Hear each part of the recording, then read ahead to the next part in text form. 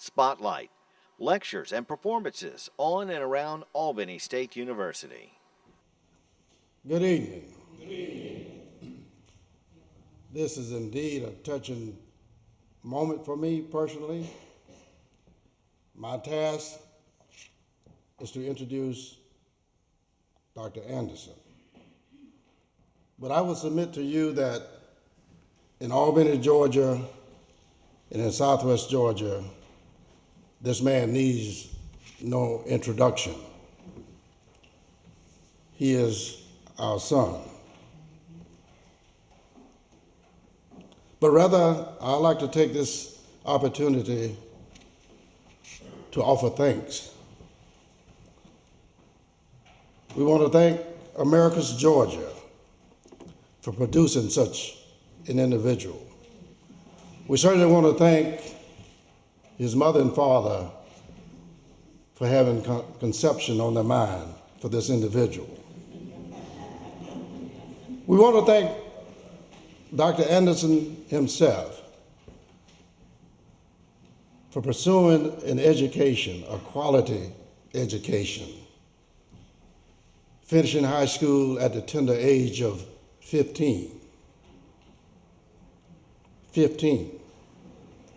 Enrolling in Folk Valley State College, its university, as we speak today, at the age of 15. Pursuing an education which was cut short after 2 years by his commitment to this country to serve in the U.S. Navy. In the Navy, he became a medical corpsman.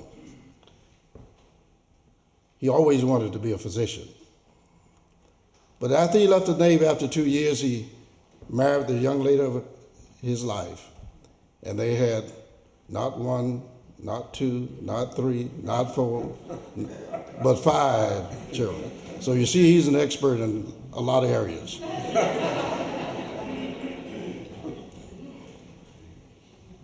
Having the responsibility of a family and 5 children, he decided he had to make a living. So guess what he did? He went to mortuary science school. So he is a trained mortician. See, that's what happens when people are smart.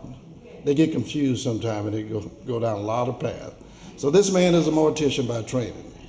So he went to Montgomery, Alabama to work as a mortician. That didn't last long because he had that burning desire to become a physician. So he went to Atlanta to live with his in-laws while he was teaching, and he was a disc jockey too. My. He was a disc jockey also in Atlanta as he was going to school. There was a Dr. Reese in this area that was a stimulating factor to Dr. Anderson, who encouraged him to go back to school, and he went back in Iowa and got his degree and became a doctor of osteopathic medicine. That happened in Flint, Michigan, where our path crossed in Flint, Michigan. I trained at Hurley Hospital in Flint, Michigan. He had that burning desire to come back south, so he came back to Albany, Georgia. And that's in 1961, I believe, is when the Albany movement was given birth. Not only did he give birth to this movement, he gave birth to thousands of young people in this audience. Some of them, I'm sure, are in this audience. You delivered it. Anybody in this audience that Dr. Anderson was one of Dr. Anderson's patients? Okay, that's good. So he has a legacy here in Albany. Dr. Anderson, by way of this introduction, we're here to thank you and the people who work with you. It is said that Albany, Georgia, has been one of the places where Martin Luther King met with failure. People sometimes look for immediate results. God does not work like that. Albany, Georgia has had an African American who's been city manager, assistant city manager. We had 3 African Americans who've been chief of police, one who's been chief of the fire department. We got several African Americans who are head of major departments in the city and county. And you have yours truly, who has had the privilege for the last 8 years to serve as your mayor. Now these things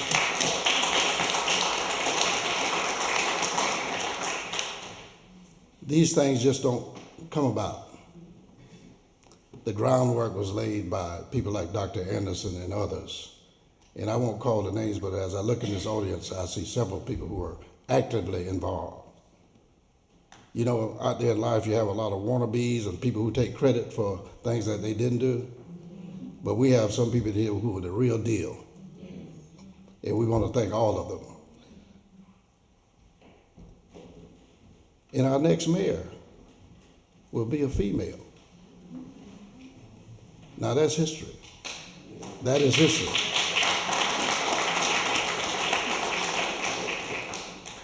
And the blueprint and the groundwork was laid by people like yourself. So by way of this, quote, introduction, we want to welcome our own son back to Albany, Georgia, Dr. William Anderson.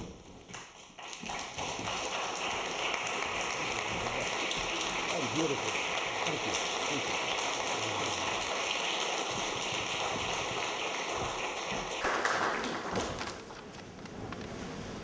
Mr. Mayor, I don't know what to say. Where did you get all that from? I take great pride in what has happened to Albany, and let me start there. And when people ask me, well, what did you get out of the Albany movement? I say, let me illustrate for you what I saw just a few years ago when I returned to Albany after having been away for a number of years. I came here for one of the M.L. King observances, and we were at the city auditorium. And sitting next to me on the stage was, guess what? The mayor of the city of Albany, who was black. Who was sitting to my left? A federal district court judge, who was black.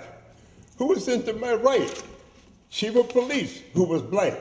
And you want to know, what did we get out of the Albany movement? That's a pretty good representation.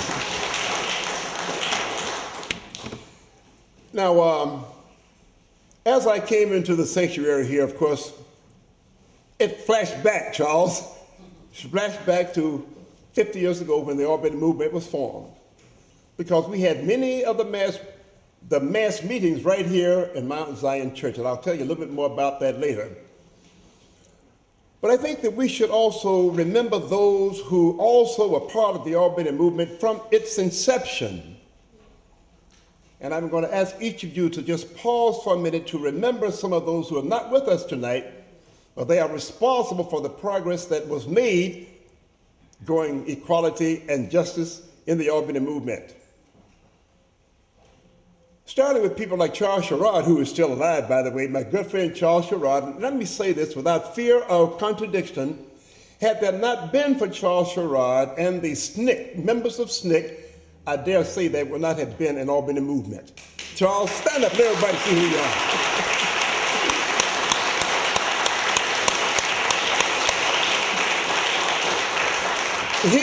He came here with a group of students, mind you. Did you ever go back and finish your education? He came in with a group of students. With Cordell Reagan, they came here and they started this voter registration project. And listen, I was in my office. I had a great practice, by the way. Dr. Adams, I had a great practice. Sometimes I'd see 100 patients a day and deliver babies all night. I mean, I had a great practice. But I saw these children out there marching downtown, taking people down there to get them to register to vote. And I got uncomfortable, Shirley.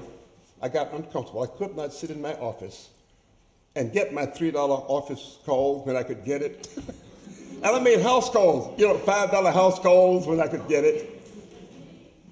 But I was uncomfortable because I say, they are out there doing that for me. They're placing their lives in jeopardy, their education in jeopardy, their futures in jeopardy. They were doing that for me.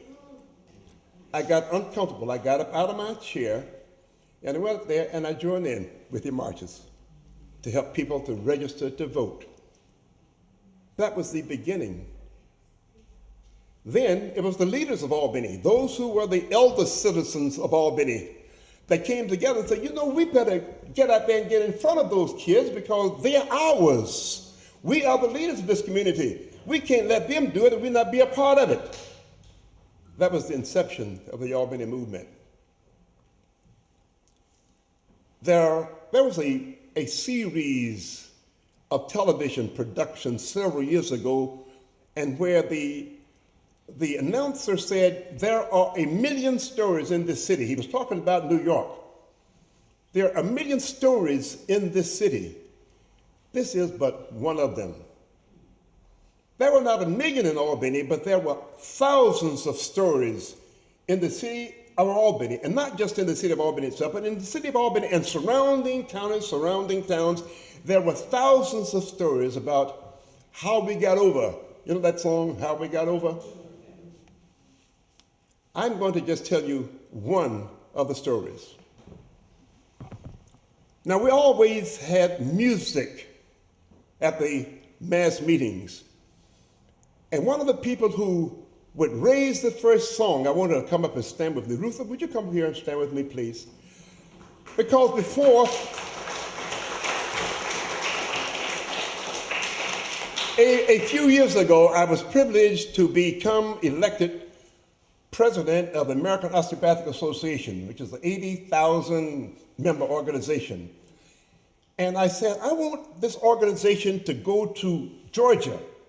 This is 15, 16, 17 years ago. I said, I want my organization to go to Georgia to install me as president of this organization for several reasons. Number one, my mother was living then, Rosa Parks was living then. They both came to my installation as president.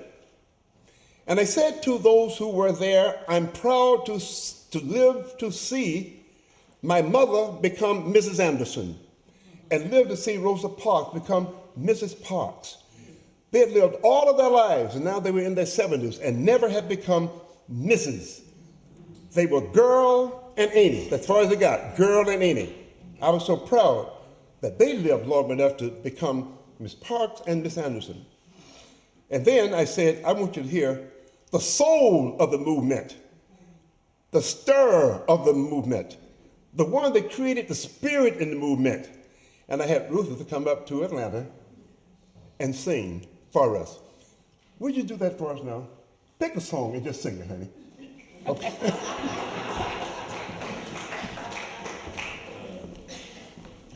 Oh, freedom. Oh, freedom. Oh, freedom over me. And before I'd be a slave, I'd be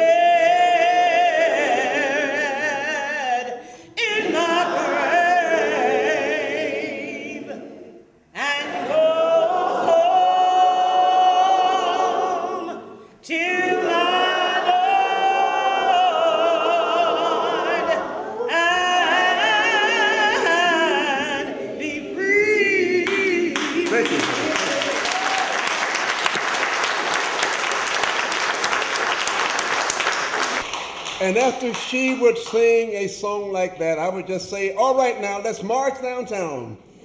And hundreds of people would get up and march downtown. My story. Let's remember also there were other officers. When we organized at the home of Ed Hamilton, there were several officers elected. And some might ask, well, how did you get to be the president? I tell people it was by default. Number one, I did not depend on the white people of Albany for my living. 99% of my patients were black. They were the ones that supported me. And even when I was in jail and the patients would come to the office and ask my secretary, is the doctor in? She'd know the doctor's in jail today. They'd come back the next day, is the doctor in? Yes, the doctor's in today, and the office would fill up. I never lacked for a patient because of what I did in the civil rights activity. So I was proud to be able to identify with the people who were just struggling for just one more little piece of liberty and justice, the right to vote. It was so fundamental and so basic, and we were denied. As a matter of fact, we petitioned the city council to just appoint a biracial committee just to study the issues of segregation and discrimination in Albany. As a matter of fact, we sent that petition to the city council and addressed it specifically to the then mayor, Asa Kelly. And that night at the city council meeting, I showed up. I guess they didn't expect anybody to show up, Mr. Mayor, but I showed up. And the mayor got up and says, okay, the council meeting is adjourned. I said, wait a minute. What about our petition?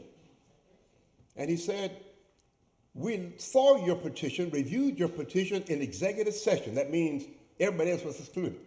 In executive session, we found no grounds for agreement, and therefore, there was no necessity to put it on the agenda. Some of you were here and read the newspaper the next morning, and it read, Black doctor demands immediate integration of Albany. And they put in there my name, my address, and my phone number. That's when the Ku Klux Klan decided we're going to have some rallies right next door to his home. Out on Cedar Avenue, 1/2 block from my home, is where the Ku Klux Klan held their meetings. And I got the calls, I got the hate calls, I got the we're going to kill you nigger calls. I got all of those. Those things did not deter me because we had a mission that was bigger than the threats and intimidation that even the Klan could bring. And I think that as more and more of us got involved, children, older people, the father of Jack Hall, some of you knew him. He was in his late 70s and he came to every mass meeting. And he came that one night and he had on his overcoat and he had on his galoshes. And they said, where are you going, Mr. Hall? I'm going to march for my freedom.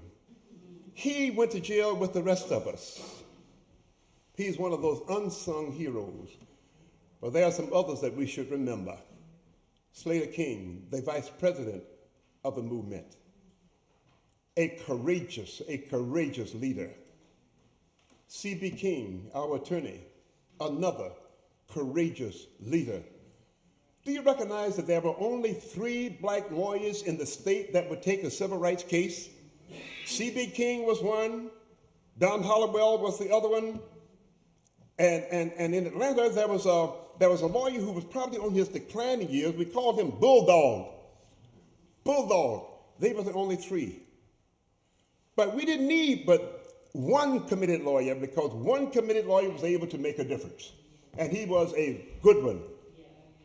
So when we then started these almost daily mass meetings and daily marches, and they grew day by day.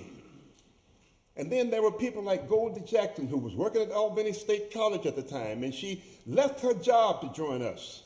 And there was Bo Jackson, also employed by the Albany newspaper, by the way, and he came and joined us. Marion Page, a retired postman. These were people who had other interests to protect. They placed their jobs, their security, even their mortgages. They placed all those things in jeopardy because they too felt that there was a higher calling than these little securities that we have now, and that was the right to vote, the right to get access to all the things that America has to offer for its citizens. Now, there were a series of things that occurred that led us up to this point. And by the way, people ask me, what did you do when Obama became president of the United States? I said, number one, I was invited to go to Washington. I got one of those gold-plated invitations. A whole lot of you probably got the same one, because if you gave over $100, you probably got one of them. But I was also invited to go up to Michigan State University and meet with the students, and we had on a big TV screen this inaugural, the installation of the President of the United States. I chose to go there to be with the students for two reasons. Number one, I said to the students, you, the youth, are responsible for Obama becoming president. And let me say the same thing about the Albany movement. It was the youth that were responsible. They were the spark. They were the spark, and I said there would not have been an election of Obama had it not been for youth who registered and voted in huge numbers.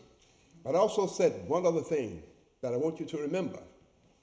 Since you are responsible for him being elected, you're also responsible for his success. If Obama fails, your generation fails. We cannot afford to let Obama fail. We have an awesome responsibility to do that. So need to remember those others. And that was Chapman. And I went to visit Mrs. Chapman this afternoon. Tracy was somewhere hiding. But her husband, her late husband, he was also a fearless leader. He never missed a mass meeting. And he was one of those that we looked to for leadership and guidance. And when we get ready to push somebody up to run for public office, who do we call on? Tom Chapman. Tom Chapman, you run for state office. And he did, by the way. It was people like that that were the source of inspiration for us. It started to trickle down, Charles. Like Shirley, everybody knows. Stand up, Shirley. Shirley Sherrod, she's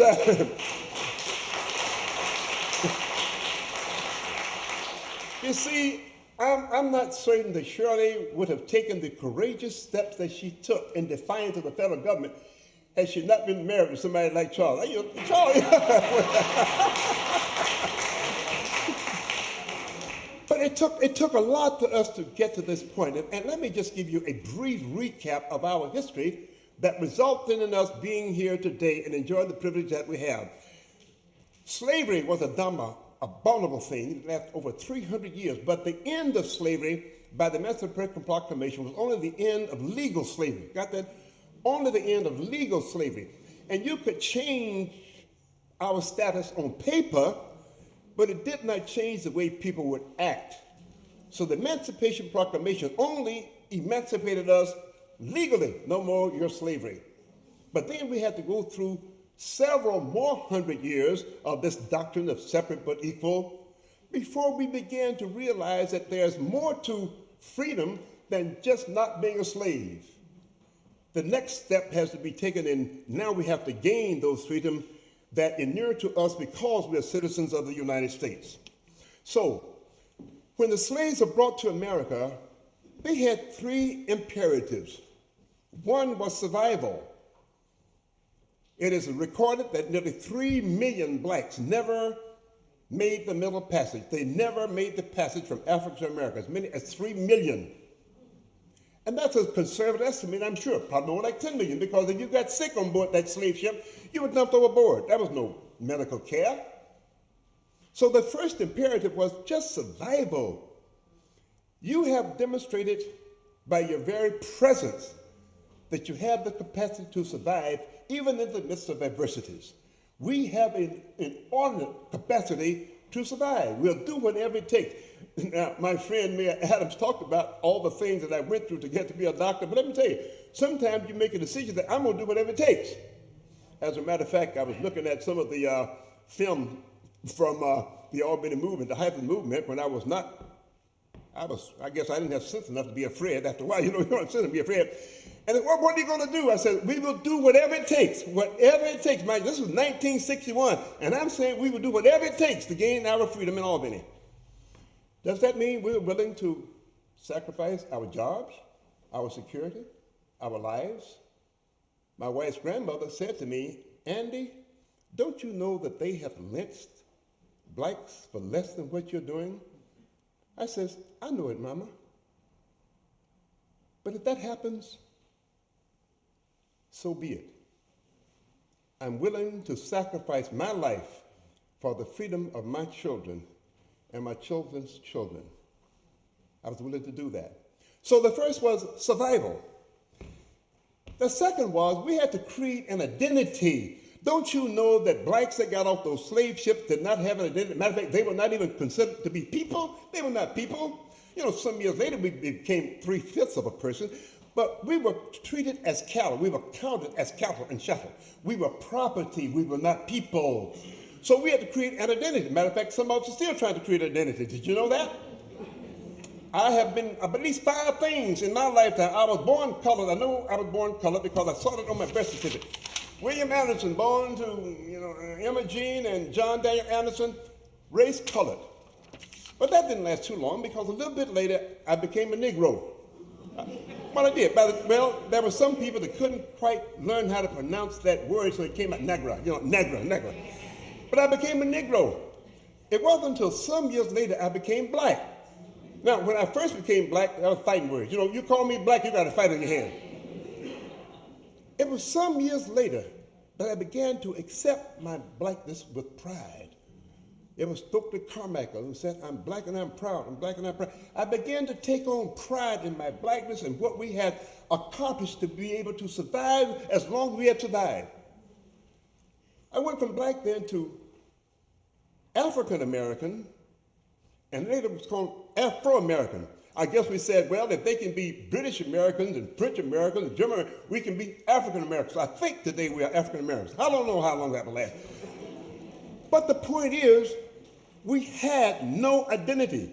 When we got off the slave ship, we had no identity. So the second imperative was to create identity. I want them to know who I am. I want them to know I'm a person. I'm not a thing. I'm not chattel. I'm no longer your slave. I'm no longer your footstool. I am somebody. Who was that? William Holmes Borders in Atlanta, Georgia. I am somebody. If you have not read that point, right? I am somebody. So we had to create an identity that we could be proud of. Then there was another imperative. We had to change a nation that was built on exploitation. This nation was built on slavery. The slaves built America. They made cotton king. They picked the peanuts. They nursed the babies, theirs and the other ladies, you know. So I'm saying that we had to, after creating an identity, then we had to change America so that they considered us as full-fledged American citizens with all the rights and privileges that inherent there too. We're still working on that. We still have some work to do. We still have some work to do. The Albany movement, the people, after we had several hundred people in jail, I can remember vividly one of the demonstrations, and it was on a Sunday night, and incidentally, for those who did not know, we had mass meetings every night. Every night for about 2 years, we had a mass meeting. And this church and the church across the street would fill up. Every night, we had mass meetings. And we had several hundred people in jail, and they started looking to me. They said, well, I went to jail because Anderson told me to go to jail. I went to jail because Dr. Anderson is my doctor, and I know he's going to take care of me. No. Dr. Anderson only knew how to get you in jail. He didn't know how to get you out. So now there were several hundred of people in jail. And I remember this one occasion when it was on a Sunday night. We'd had a mass meeting. Most of them had gone to church already all day, the Sunday school, BYTU, and all that stuff. But then they came back to the mass meeting on Sunday night and said, tomorrow morning, we're going to march.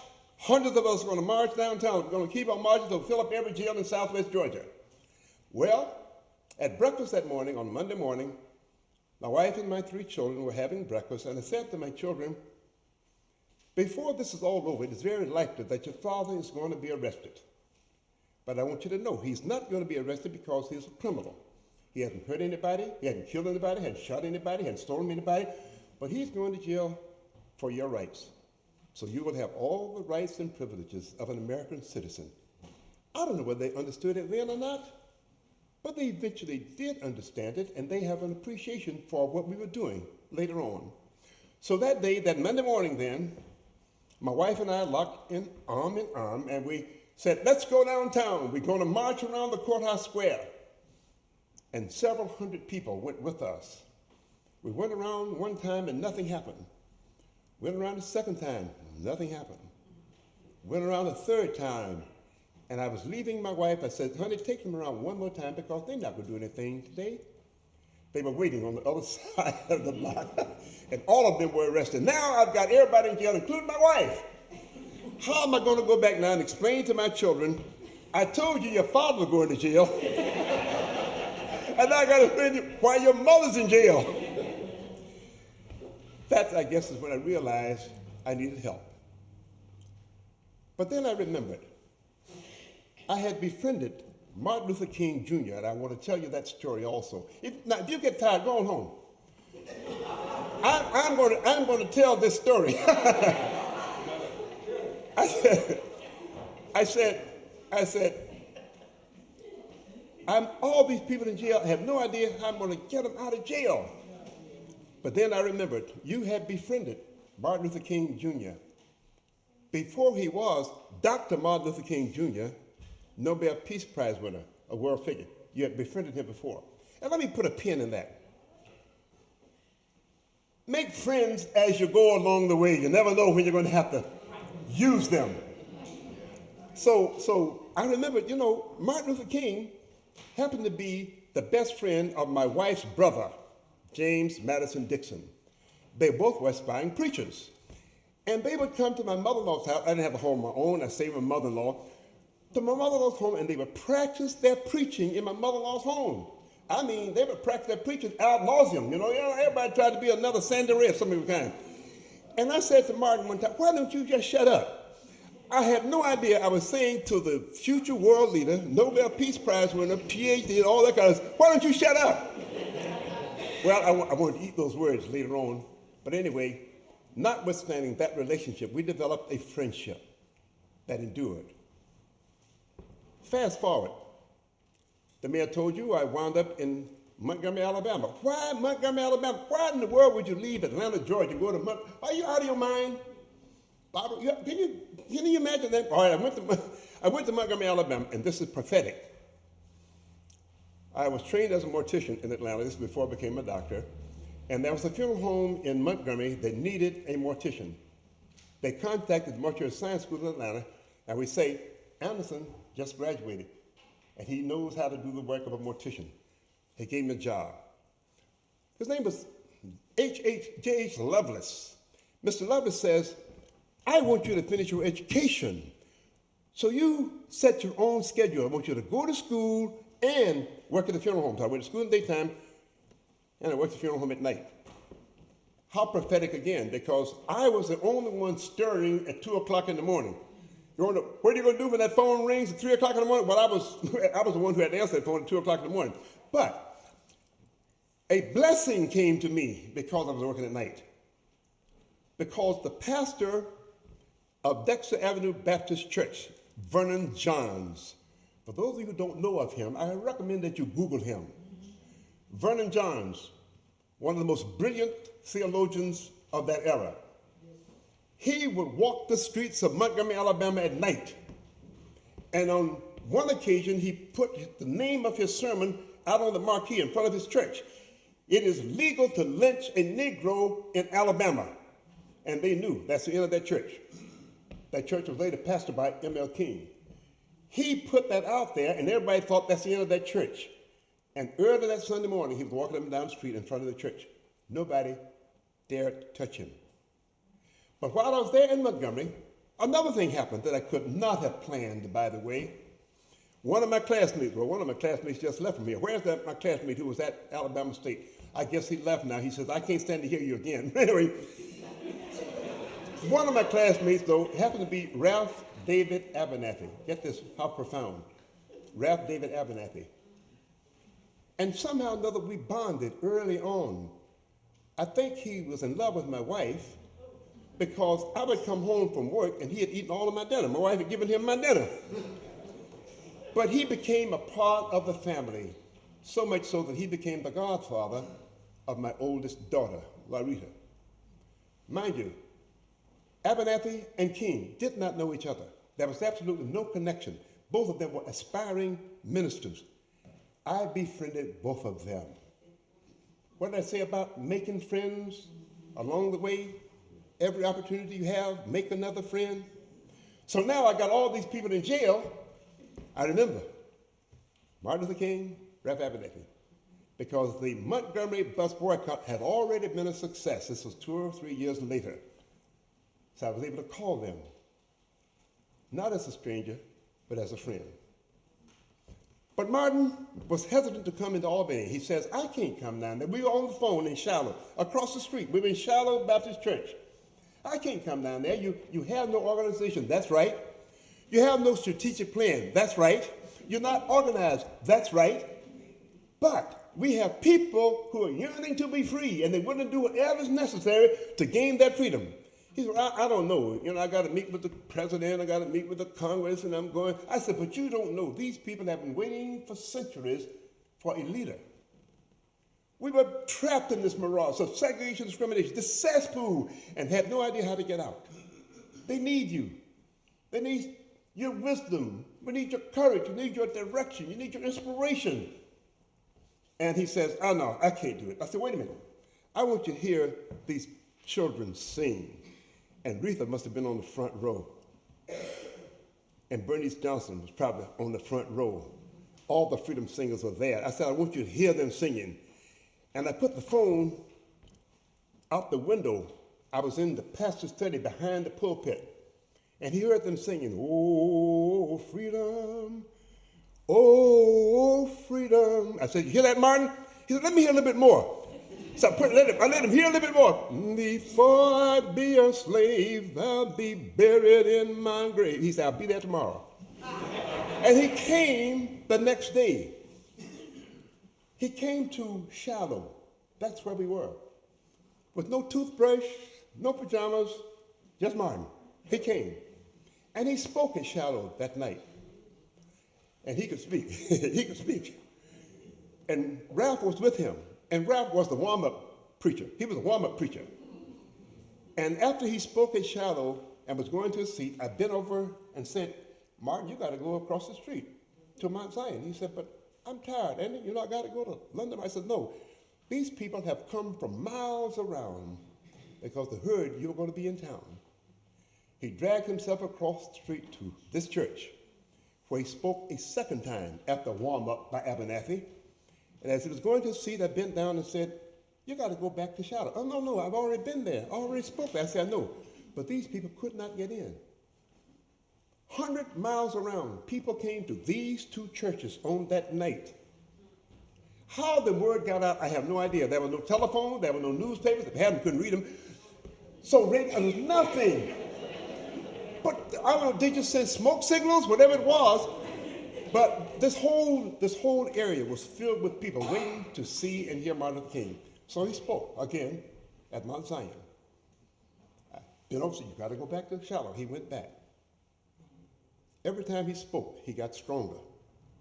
Not because of what was inside of him, but it's because of what was in the people.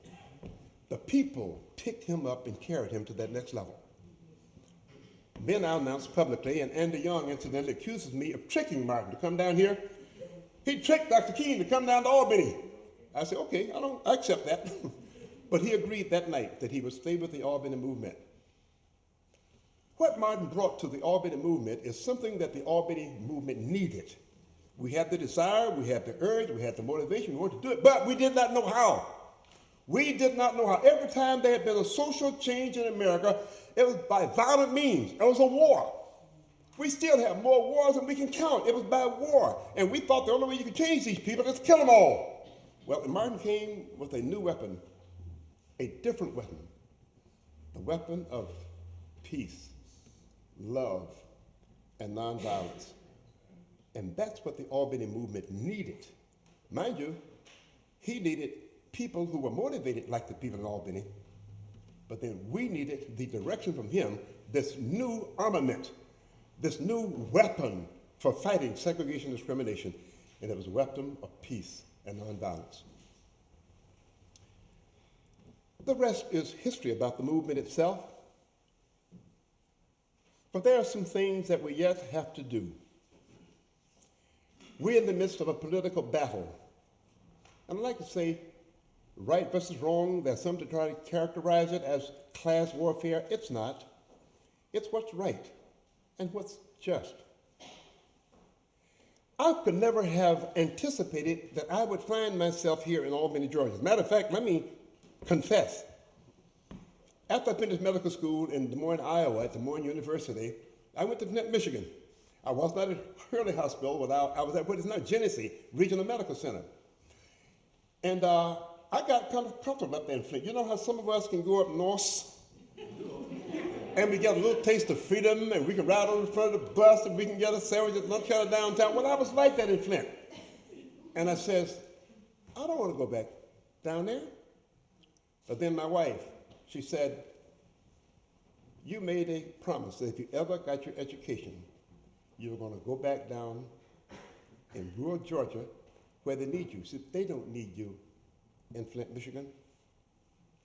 They got plenty of doctors just like you. They don't need you in Flint, Michigan. They need you in Southwest Georgia. I did not have a full appreciation for that, and I tried to resist it as much as I could. And we had a conference with a couple of college professors there, and they heard my side of the story, and they heard her side of the story, and when they heard both sides of the story, they came out and said, pack your bag, Andy, you're going to Albany, Georgia. Well, it wasn't Albany. You're going to Southwest Georgia. Because my wife had made that decision for me. And let me say parenthetically, men, the most significant decisions that have been made in my life were made for me and not by me. My wife decided this is the place where you're predestined to be. I had no idea. I mean, she might have been perceptive. I never could anticipate I would come in and become a part of a civil rights movement. I didn't want that. I wanted to practice medicine. But she said, they don't need you up here. They need you down in Southwest Georgia. And I came. I look back on that, and I said about my wife when she said, you promised. I said, darn. My wife had a selective memory. She could remember everything I ever said, especially bad things, every bad thing I ever said. We were married for 61 years, and she could tell you every bad thing I did, every 61 of those years. Date, time, place. So for those men who do not know the wife have those kind of selective memories, take my word for it, they do have. But those imperatives. and Shirley says, oh yeah. Charles says, oh yes, my wife remembers every bad thing I've ever done. But 1, 2, 3, survival. We have proven that we could survive under the most adverse conditions. We have proven that. Number 2, creating an identity. Is there anyone sitting here today that would object to being called black? That's a black race. Notwithstanding the fact that there was a historian that said the only race that has not contributed anything to civilization is black race. They discount all the contributions to science, to medicine that have been made by blacks. They discount those. We have begun now to not only accept our blackness, but create an identity that we're proud of. No one was more proud of Obama getting elected than me here. No one. And what did I do that night after he got elected, after the inaugural?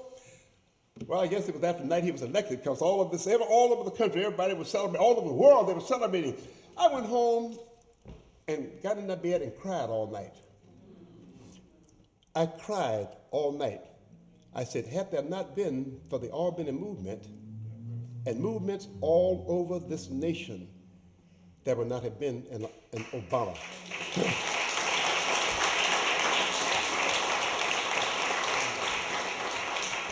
So because we have that kind of responsibility, because we have that kind of influence on national politics, that means we have an obligation to make certain that the next generation not start all over from where we were. You don't have to go back to slavery. Pick up where we leave off. I don't have many years ahead of me, I like to look back over the years that I have had and say, we made a difference. There are those people who have questioned me, like they questioned Martin. What did you get out of Albany? Everything is segregated. No, everything is not segregated, because what they did, rather than desegregate, they closed the swimming pool, they closed the lunch counters, they closed the bus station, they closed the parks, they closed the library. They denied all of those things that citizens white should have. They closed them all rather than share them with blacks. But even after a while, even they came to the realization, you know what? They're not that bad. We can learn how to live with them. We can learn to accept them as equals. We can learn how to live together in peace and love and harmony, and not deprive ourselves of all the privileges that we have gained over these years. We have a rich history. I'm so proud to have been a part of the Albany movement history. Martin Luther King, before he died, would also say that had there not been an Albany, there would not have been a successful Birmingham. There was violence in Birmingham, yes, but the lesson that he learned from the people in Albany was, when we were now, most of us were in jail, and finally the city council decided, you know, we got to at least talk to those people. There were 2 or 3 of the city council members, and that was Mr. Chapman, and there was a man from Pilgrim Life Insurance Company, and Mr. Cochran. They met in a closed session, and they made some commitments that, yes, in fact, we would have that committee that would discuss the issues of segregation and discrimination in Albany. However, they failed to put it in writing. And even though they were asked, they declined to make a public statement before the press. So when we all came out of jail and the pressure was off, they reneged one by one. They weren't to do it their way. They weren't to say, we opened up the swimming pools and the libraries and the lunch counters and the buses. Well, sometimes you have to let the enemy take some credit for the ultimate results. I'm proud to have been a part of the Albany movement and proud of what Albany has become. And I want to thank you for coming tonight to hear me, and I'm going to be here to have further discussion with you about the significance of the Albany movement, and I thank you.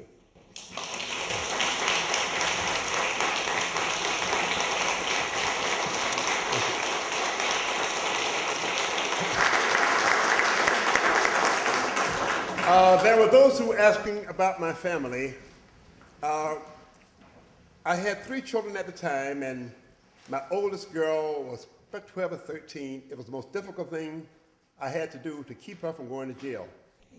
You know that I went on Meet the Press. Some of you know about that. Abernathy, King, and I were in jail at the same time. And Martin was scheduled to be on Meet the Press on a Sunday morning. And we started getting calls from Meet the Press. And the chief of police, Larry Pritchard, would come back in jail and say, Dr. King, you got to get out of here. They wanted him out of jail because whenever he was in jail, the town was paralyzed. So they wanted him out of jail. You got to get out of jail because they want you in New York to be on Meet the Press. Martin said, no, I'm not going to come out until they sit down and talk with us. I will not come out. And this went on for probably several hours. And eventually, Dr. King said, one of us has to go out of jail to be on Meet the Press. Get this, one of us, he said, it's too important to have the opportunity to get the message out on an internationally syndicated program like Meet the Press. It's too important for us to pass up the opportunity to get our message out. So would you believe these 3 grown men in this jail in Albany drew straws? I drew the short straw. Well, he said, Andy, you're the one, you'll have to get out of jail and go to New York and get on Meet the Press. I did that. In the book that my wife and I wrote, there's a transcript of Meet the Press in there. And by the way, my wife had compiled notes. You know, women keep diaries. Did you know that, Lee? You know, Lee has become a very good friend of mine, and had it not been for Lee, there would be no Albany Civil Rights Institute here. Everybody know that? Lee, everybody know you here? Stand up, Lee. Lee is responsible for this institute being here. Thank you. So my wife kept a diary, or she kept notes for several years, and she put that in a book. But it was only like 100 pages, 115 pages. I said to her, no, that's a pamphlet. I said, let's make it a book. So then I wrote my life story, my autobiography. So now it's 300 pages. Her part was historical, my part was hysterical. Got that? So now it is a book, and we still couldn't get it published. I told her, we can't get it published, honey, because you don't have enough junk in it. You don't have any sex and violence in there. So nobody's going to buy it. So I said, I knew we were in our 70s, and I says, I know you want to get the message out there. So we paid to have it published ourselves. In 2 weeks, it was sold out. It is now in the fifth publication. So anyway, if you want it, I will autograph it. Just leave your name and address and some money with me, and I'll be happy to send you a copy. Two things. Number one, perception and attitude. Get that? Perception and attitude. Do you know that many white people thought that blacks were happy in the conditions that we were living under? Do you know that? There were some blacks who were content anyway being slaves.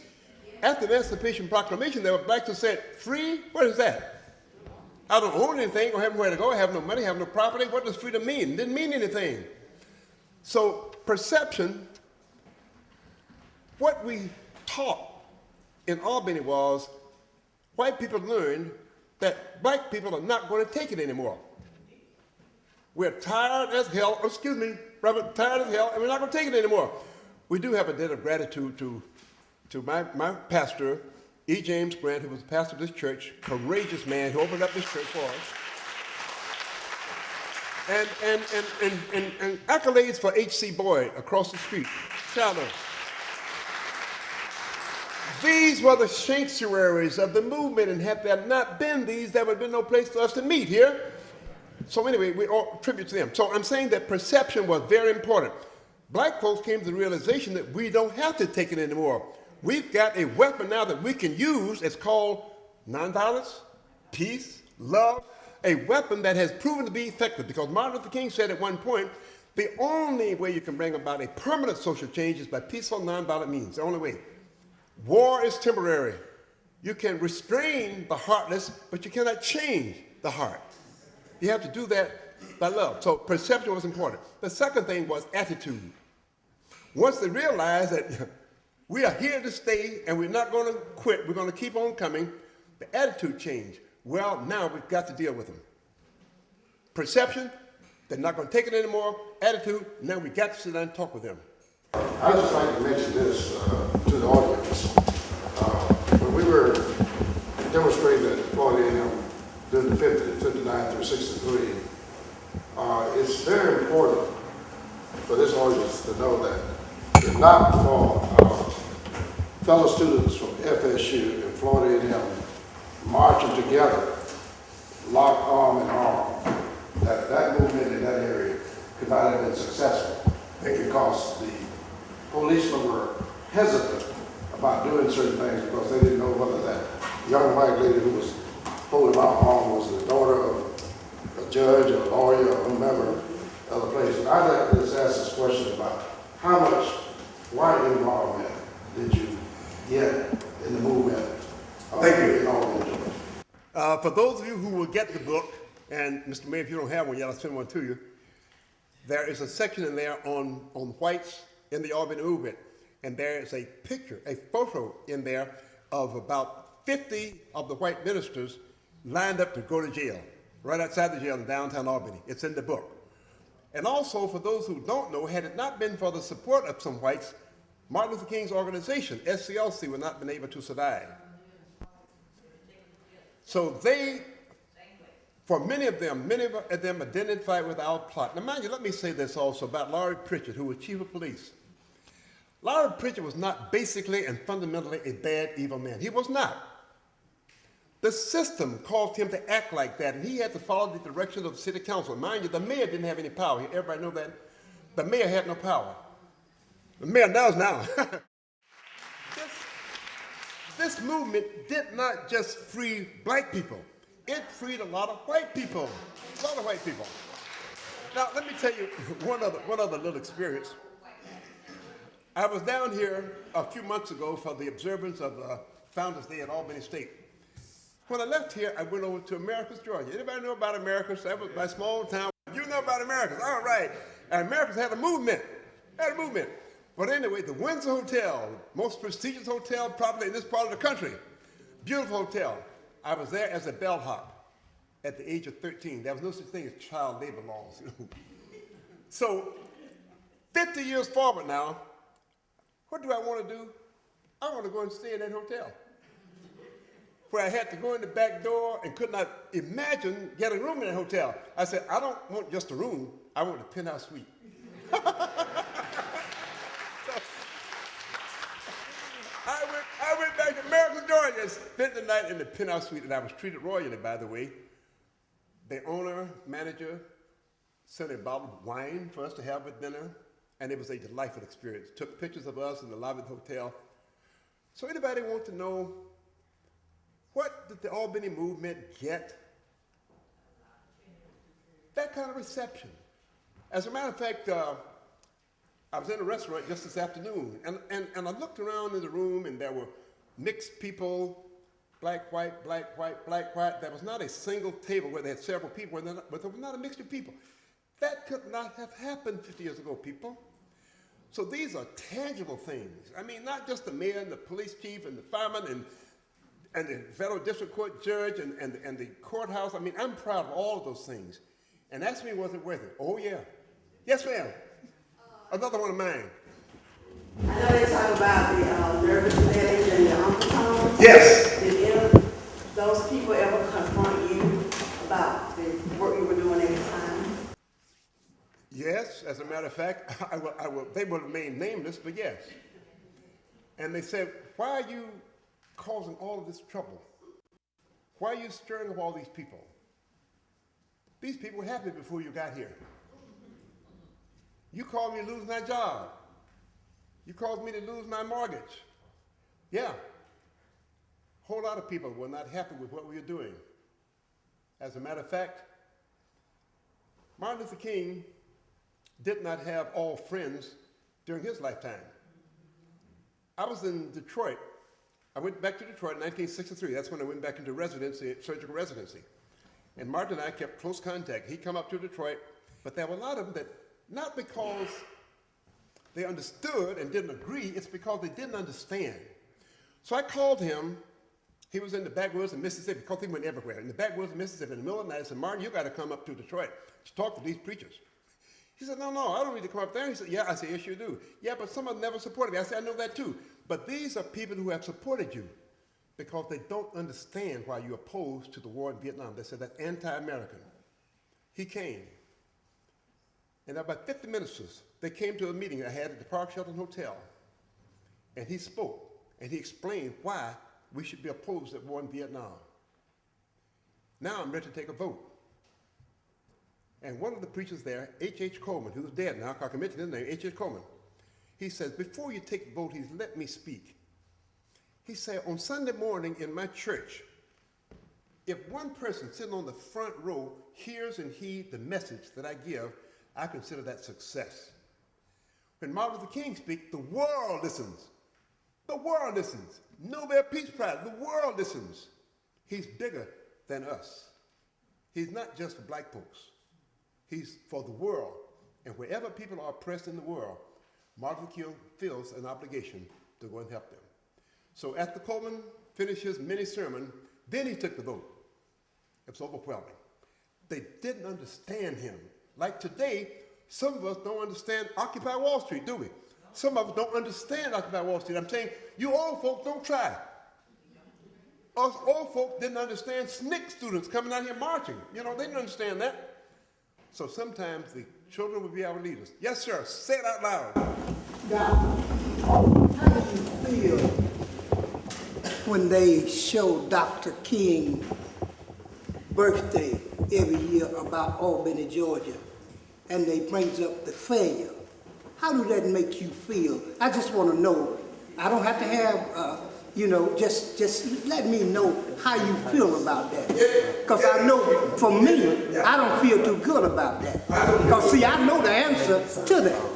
But I'd like to know, how do you feel about that? How like you feel?